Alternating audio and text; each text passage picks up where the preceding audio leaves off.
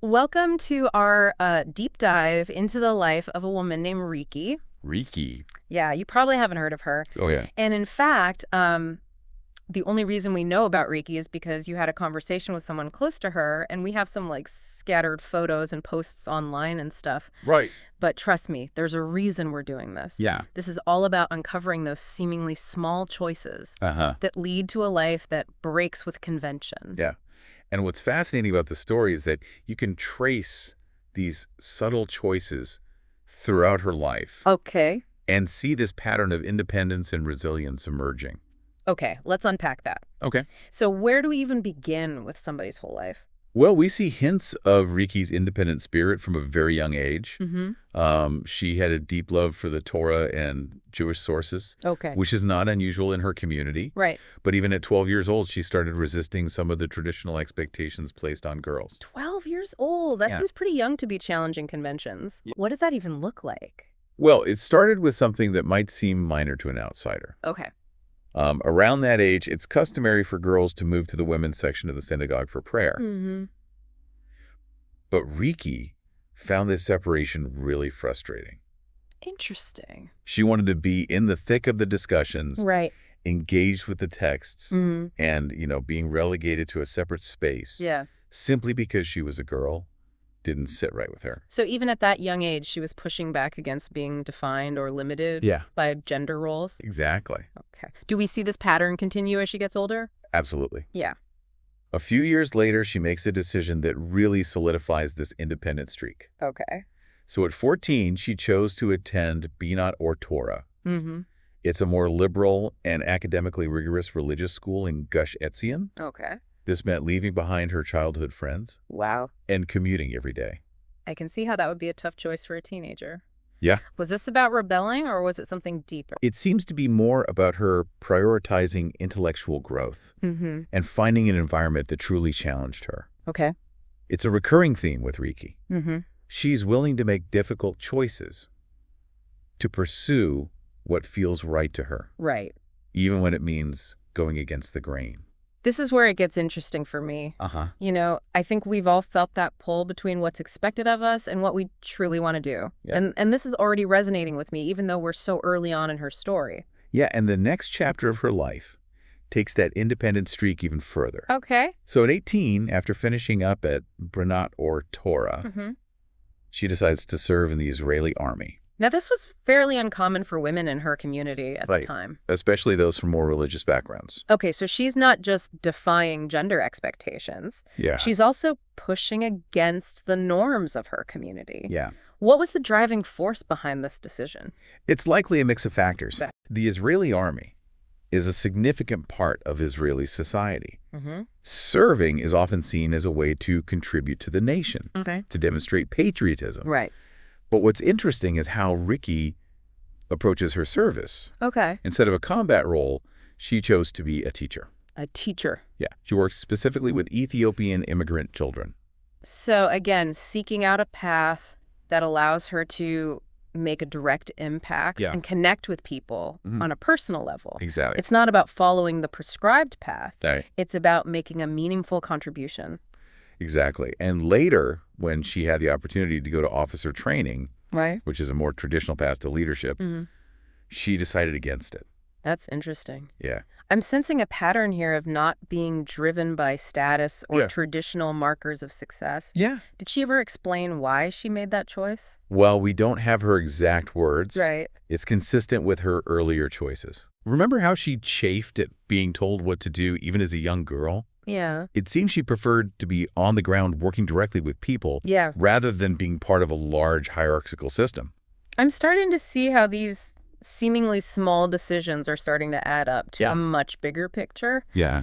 But let's zoom out for a second. Yeah. How did her family react to all this? First, the less traditional school than the army. Yeah. She was making some pretty unconventional choices, especially for that time. It seems that her family, while perhaps surprised by some of her choices, remained supportive throughout. Okay. They recognized her potential, and they wanted to help her succeed, even if it meant stepping outside of what was considered normal in their community. It sounds like she had a strong support system even when she was forging her own path. Yeah. That's so important. It is. What about university? Was that on the table for somebody like Rikki? Well, none of her family members had pursued higher education before. But when Rikki decided to go to university, they rallied around her. Okay. Even helping her financially. Wow, so she's breaking new ground for her whole family. Yeah. What did she choose to study? Was it something that aligned with her previous experiences? Initially, she chose communication studies. Okay. It seemed to align with her interests, her skills, but she soon realized it wasn't the right fit for her. Wait, she left? She did. Okay, so a lot of people might see that as a failure. Yeah. But it sounds like Rikki wasn't afraid to reevaluate her choices. No. Why did she make that decision? It seems the program wasn't intellectually stimulating enough for her. Oh. She was looking for something that would really make her think critically and push her boundaries. Okay. Remember, this is the same young woman who found a traditional religious education too limiting. Right. Yeah. This is fascinating. Yeah. So what happened next? Oh. Where did this search for intellectual challenge lead her? Well, her next move might surprise you. She decided to switch to computer science. Computer science? Yeah. Wow. Yeah. Talk about a 180. A big leap. Yeah. What drew her to such a different field? It was a completely new field for her. Right. But she was drawn to the logic and the problem-solving aspects of it. Okay. She saw it as a new challenge, a way to exercise her mind in a completely different way. So we have a young woman who's intellectually curious, independent-minded, and willing to push boundaries even in her academic choices. Yeah. So clearly Rikki is a woman who charts her own course. Absolutely. But life isn't always a straight line. Right. Were there any challenges or setbacks during this period? Well, during her university years, she lived with her aunt, whose son, Ricky's cousin, had been killed while serving in the military. Wow. He was a high-ranking officer. Yeah. And his death was a profound loss for the family. Wow, that must have been incredibly difficult. Yeah. Living in a house shrouded in grief while also trying to navigate her own life and studies. How does she even cope? It's hard to say for certain. Yeah. But it speaks volumes about her resilience and her inner strength. Right. To be able to focus on her studies. Yeah.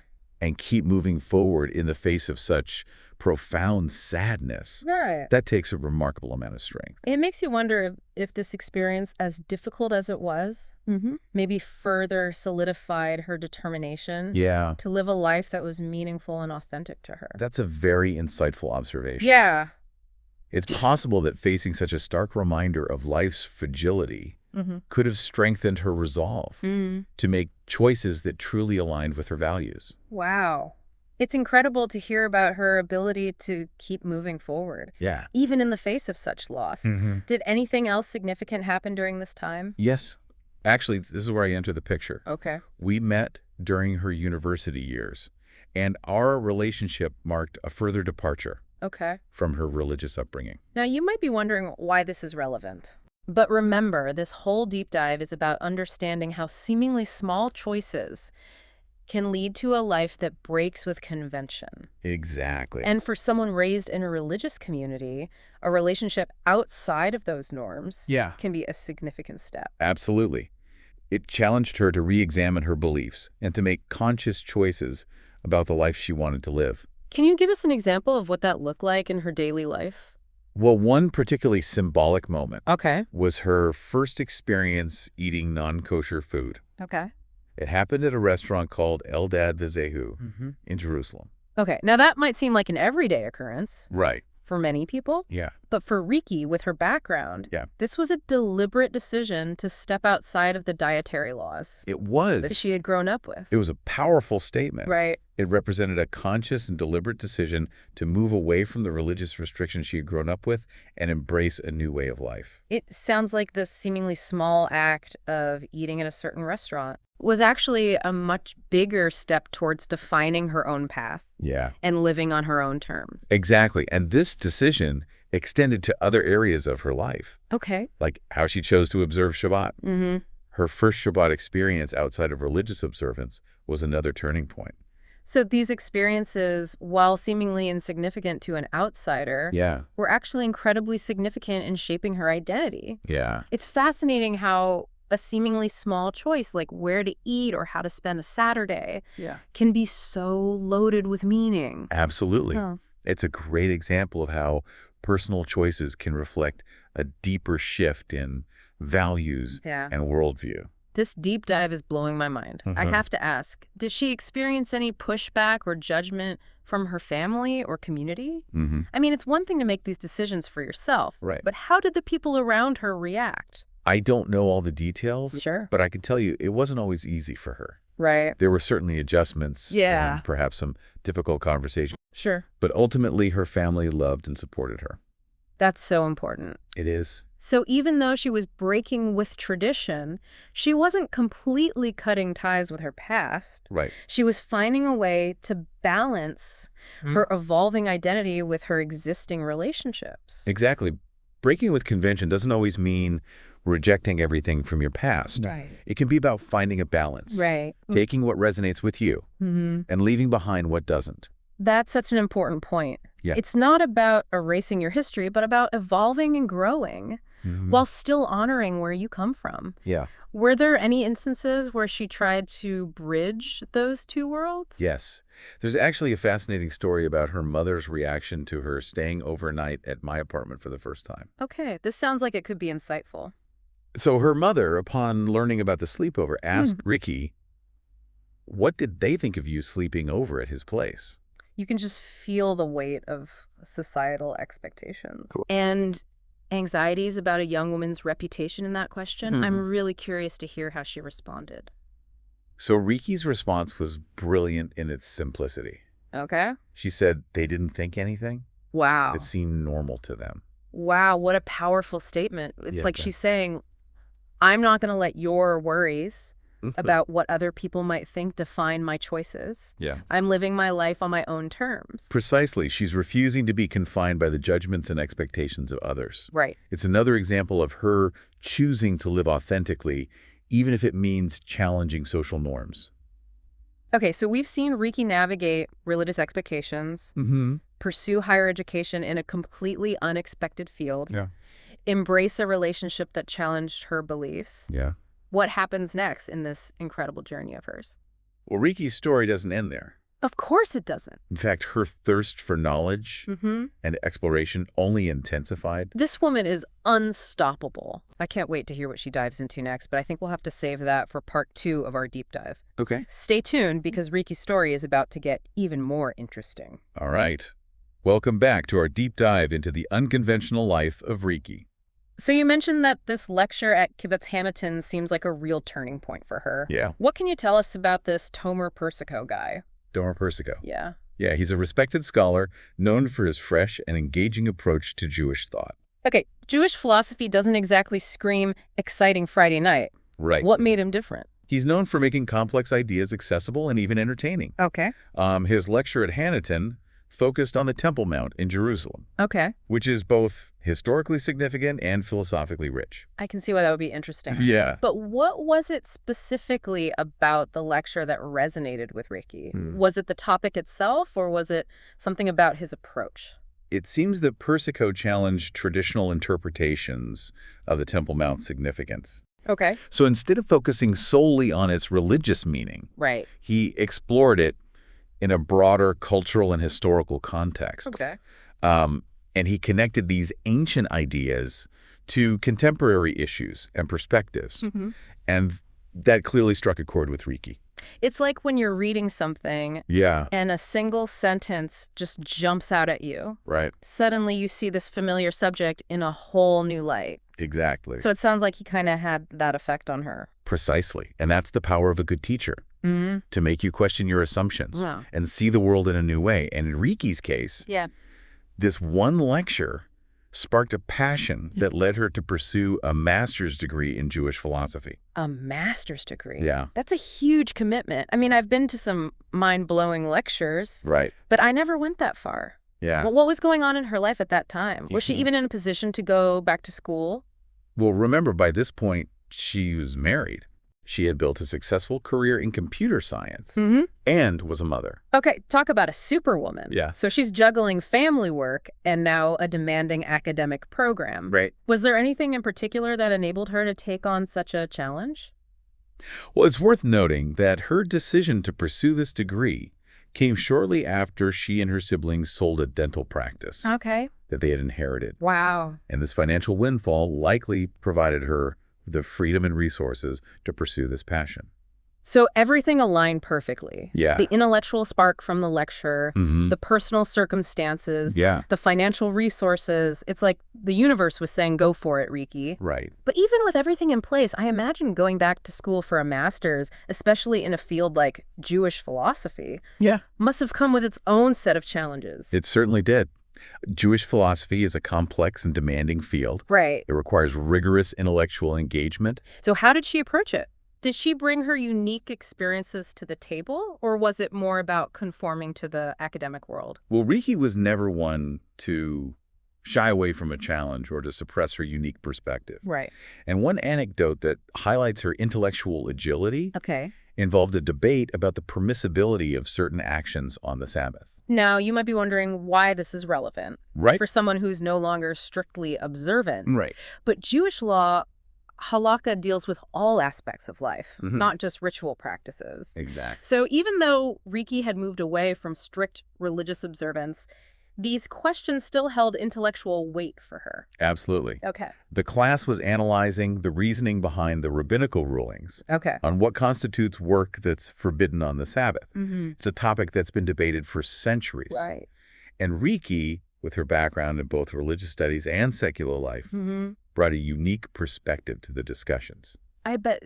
Did they say how her classmates and professors reacted to her? It seems that her insights were both respected and appreciated. Okay. Her ability to bridge the gap between traditional religious perspectives and a more secular worldview enriched the class discussions. It's like she was embodying that idea of thinking outside the box. Yeah. You know, she took her diverse experiences and used them to shed new light on ancient wisdom. Exactly. But let's shift gears for a moment. We've heard a lot about her intellectual pursuits. Yeah. What about her personal life during this time? She's got a family, a career, and now a master's program. Right. How did she manage to balance it all? It's a question many people struggle with. Yeah. And I don't have a magic formula. Sure. But from what I know, it seems that Rikki's success stemmed from a combination of unwavering determination, a strong support system, and a willingness to prioritize what truly mattered. Unwavering determination that definitely tracks with what we've seen so far. Right. She's not one to back down from a challenge. From pushing back against gender norms as a child to juggling motherhood and a master's degree, she clearly has incredible drive and a deep passion for learning and personal growth. Right. And let's not forget the importance of her support system. Yes. Her family, even when they didn't understand her choices, always stood by her. Yeah. And I believe our relationship, right, though different from what she grew up with, also provided a crucial layer of support. It sounds like she had people in her corner who believed in her, even when she was charting her own course. That's so valuable. It is. Especially when you're pushing against societal norms or expectations. But you also mentioned prioritizing. What did you mean by that? I mean that she recognized what was truly important to her. Her family, her intellectual pursuits, her personal growth. And she made conscious decisions about how to allocate her time and energy. Okay. It wasn't about achieving some mythical work-life balance. Right. But rather about making choices that aligned with her values and priorities. That makes a lot of sense. You can't do it all. Right. So you have to decide what really matters and focus on that. Exactly. It sounds like Rikki was really good at tuning out the noise. Yeah. And staying true to her own path. Absolutely. And it's important to remember that those choices often involve trade-offs and sacrifices. Sure. But the key is to make those sacrifices consciously and without resentment. I think that's a really powerful message for our listeners. It's not about achieving some perfect balance, but about making conscious choices that feel right for you. Yeah. Even if it means letting go of certain things. Exactly. Rikki's story really challenges the notion of a linear path to success or happiness. Right. You know, she's not afraid to zig and zag, to explore different avenues, to embrace the unexpected. You're absolutely right. Her journey is a testament to the beauty of embracing the unknown and allowing life to unfold in its own way. It's so refreshing to hear a story about a woman who defies easy categorization. You know, she's not just a computer scientist, a wife, a mother, or a student. Right. She's all of those things and more. Exactly. It reminds us that we don't have to fit into neat boxes. Yeah. Or follow a prescribed path. Precisely. We can embrace our multifaceted nature and create our own unique blend of experiences. Yeah. And Riki's story shows us that that's not just okay. Right. It's incredibly powerful. You mentioned that Riki wrote a letter to Tomer Persico after she completed her master's degree. I did. It sounds like she wanted to acknowledge the impact he had on her life. Yeah. What did she say in the letter? She recounted how his lecture at Kibbutz Hanaton had opened her mind to new ways of thinking about Jewish thought and how it ultimately led her to pursue this degree. Okay. She expressed her gratitude for his ability to make complex ideas accessible Right. and personally meaningful. That's a beautiful testament to the power of a good teacher. It is. To ignite a spark that can change the course of someone's life. It makes you think about all the people who have influenced us along the way, often without even realizing it. It truly underscores the idea that we're all interconnected. Yeah. And our actions can have ripple effects that we may never fully comprehend. Okay, so we've seen how Riki navigated religious expectations. Yeah. Pursued a career in computer science, and then dove headfirst into a master's program in Jewish philosophy. Right. But there's one part of her story that we haven't fully explored yet. Okay. The impact of her cousin's death. Yes. Yeah. This is a particularly poignant aspect of her life that deserves further attention. Yeah, you mentioned that he was a high-ranking officer. I did. And his death was a devastating loss for the family. Yes. To be living in that environment surrounded by such intense grief must have been incredibly challenging for Riki. It was a tragedy that deeply affected everyone who knew him. Yeah. And for Riki, living in that house of mourning, surrounded by her aunt's grief, must have been incredibly difficult, especially while navigating her own life and studies. It's one thing to experience loss personally, Right. but to be immersed in someone else's grief day after day, that's a heavy burden to carry. How do you think this experience shaped her? Well, while we can't know for sure, I believe it had a profound impact on her. Okay. It forced her to confront the fragility of life, the complexities of grief, Right. and the importance of human connection. I imagine it also deepened her appreciation for the preciousness of time and the importance of living a life that's true to oneself. You're right. It's a reminder that even in the midst of darkness, Yeah. there can be growth and transformation. Yeah. And Riki's story shows us that she was able to channel this experience into a deeper commitment to living authentically and making choices that align with her values. This conversation has taken us to some unexpected places. Oh, yes. You know, we've explored her intellectual pursuits, her personal growth, her time in the army, and the profound impact of her cousin's death. Is there anything else we should know about this remarkable woman? Anything that kind of ties all these threads together? Well, there's one more detail that I think speaks to Riki's character. Okay. Her passion for social justice. Oh, interesting. Yeah. This is the first time we're explicitly talking about social justice. Yep. What makes you say that about Riki? Well, it's not something that's explicitly stated in the source material, Okay. but it's woven throughout her story. Okay. Her choice to teach Ethiopian immigrant children, her willingness to challenge traditional gender roles, Right. her embrace of a life outside of religious observance. So it sounds like her commitment to social justice is reflected more in her actions than her words. Exactly. She's not someone who shouts her beliefs from the rooftops, Right. but her choices and actions reveal a deep commitment to fairness, equality, and inclusivity. That's such a powerful message. Yeah. You know, we can make a difference in the world through our everyday choices. It's not always about grand gestures or pronouncements, Right. but about the small, consistent actions that reflect our values. I think that's one of the most important takeaways from Riki's story. Yeah. Even seemingly small acts of courage and compassion can have a ripple effect, Right. creating positive change in our communities and beyond. This has been an absolutely incredible deep dive so far. It has. You know, we've laughed, we've learned, we've been inspired, Mhm. and I think we've all come to admire this remarkable woman named Riki. I agree. Her story is a testament to the human spirit's capacity for growth, change, and resilience. Before we get too sentimental, Yeah. There's one part of Riki's story we haven't touched on yet. Okay. Her experience in the Israeli army. You mentioned earlier that it was an uncommon choice for women in her community. It was. Especially those from more religious backgrounds. What motivated her to enlist? It's hard to know for sure. Sure. But it's likely a combination of factors. Okay. There's a strong sense of duty and patriotism in Israel.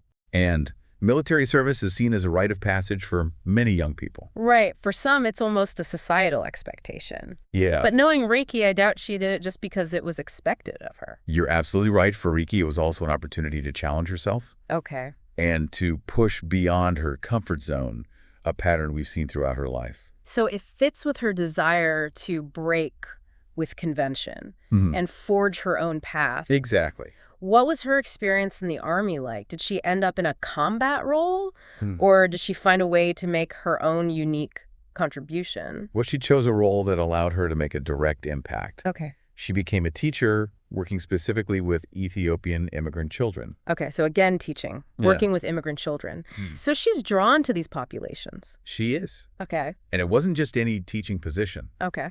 She specifically requested to be stationed in a community with a large Ethiopian population.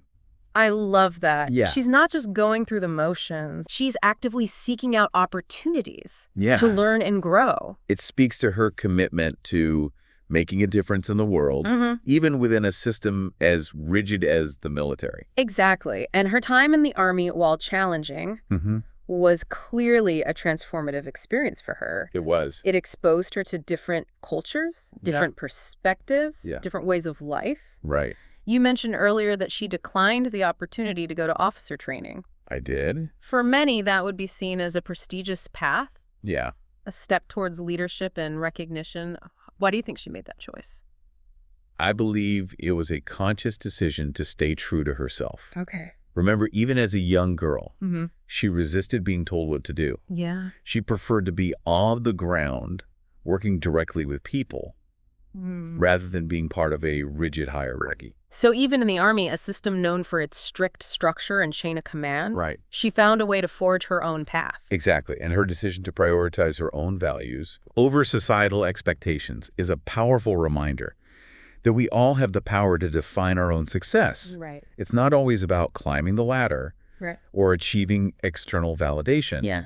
Sometimes it's about finding fulfillment in the work itself Yeah. and staying true to your own internal compass. Riki's story is so full of twists and turns. Yes. She's constantly challenging herself, pushing boundaries, and redefining what it means to live an unconventional life.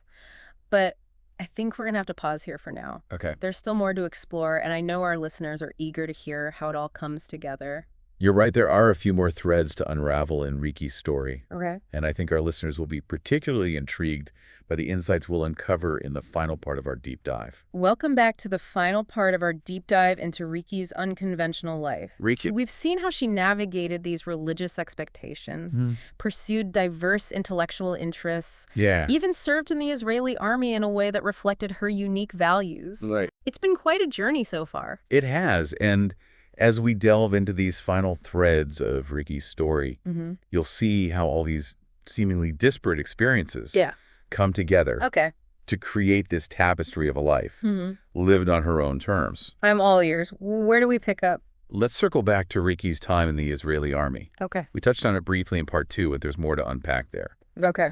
Remember, she chose to be a teacher working specifically with Ethiopian immigrant children. Right. And she even requested to be stationed in a community with a large Ethiopian population. Yeah. Clearly, she wasn't afraid to step outside of her comfort zone. Right. To engage with people from different backgrounds. Exactly. This choice speaks volumes about her character. It shows a willingness to embrace diversity. Okay. And a commitment to making a positive impact even within a system. Right. As structured as the military. Makes you wonder, how did this experience shape her worldview? Did it reinforce her independent spirit? Yeah. Maybe even spark new passions? From what I know, it definitely had a profound impact on her. Okay. It exposed her to new cultures, new perspectives, new ways of life. Right. It challenged her assumptions. Yeah. And broadened her horizons in ways that a more traditional path might not have. You mentioned earlier that she declined the opportunity to go to officer training. Right. That must have been a difficult decision. Yeah. What do you think was behind that choice? Remember, Rikki has always been driven by a desire for direct impact and personal connection. Right. While officer training would have been a prestigious path, it also would have taken her away from the hands-on work that she found fulfilling. So even in the Army, she found a way to stay true to her own values. Yeah. And define success on her own terms. Exactly. And this theme of staying true to herself runs throughout her entire life. Right. From her early challenges to religious norms to her pursuit of unconventional academic interests. Now, there's another piece of Ricky's story that we need to address. The profound impact of her cousin's death. Yeah. It must have been incredibly difficult for her to live with her grieving aunt during such a formative time in her life. Absolutely, living in a house shrouded in grief. Right. While also trying to navigate her own studies and personal growth. Yeah. Must have been incredibly challenging. It makes you wonder, how did she cope with such a heavy experience? Right. Did it lead to any significant shifts in her perspective? Well, while we can only speculate, Sure. I believe this experience forced her to confront the fragility of life and the importance of cherishing each moment. Right. It likely deepened her empathy and her appreciation for the preciousness of human connection. It's a stark reminder that even in the midst of darkness, Yeah. there can be growth and transformation. There can. It makes you think about how our most challenging experiences can often shape us in profound ways, leading us to reevaluate our priorities and live more intentionally. You've hit on a key point. Ricky's story isn't just about her unconventional choices, but about the resilience and depth of character that allowed her to navigate both the joys and sorrows of life. You know, as we've been talking about Ricki, I've been struck by something. It's not just her individual choices that are unconventional, but the overall tapestry of her life. Yeah. She seamlessly blends these seemingly disparate experiences, religious studies, computer science, theater, Jewish philosophy, military service. Right. It's not a linear path, but a multifaceted exploration of different aspects of herself. That's a beautiful way to put it, and I think it's a powerful message for our listeners. You don't have to fit into a neat box or follow a prescribed path. Yeah. You can embrace your own unique blend of experiences and create a life that reflects your multifaceted self.